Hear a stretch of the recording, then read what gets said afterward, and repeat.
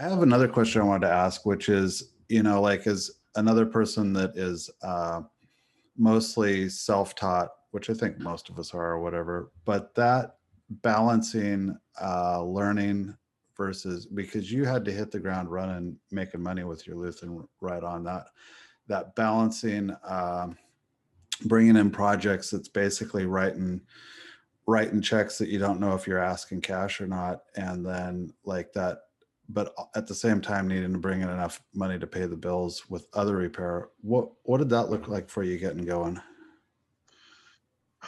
This is something I find really difficult to explain to people who are trying to get into this business, is that you will be constantly called upon to do things that you're not good enough to do.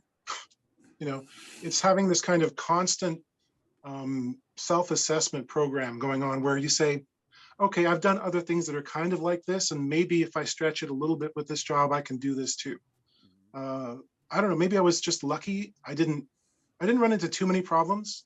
I have a certain background in woodworking, problem solving ability, I guess, that kind of let me see where the dangers were going to be. But yeah, it's like talking with people who want to get into this for a profession is always kind of a trip, because in my mind, if you have the necessary skills and mindset to do this job and actually make money, you're probably better off taking those and doing something else. Like, this is a completely illogical profession That's for pretty most dumb. people. If you look at the number of repair people, there's some geniuses in that crowd, right? There's Mhm. some really creative, intriguing people who could be doing other things, but for whatever reason, they're usually pretty cantankerous. Uh-huh. They're just going to say, this is what I'm doing, and I don't care. So when someone asks me, what's the advice for a new luthier, it's like, you shouldn't ask that question, because you don't want to hear my answer. Because if I Yeah. tell you no, you're still going to do it. That's what you need, right? Yeah. So I think it's fun.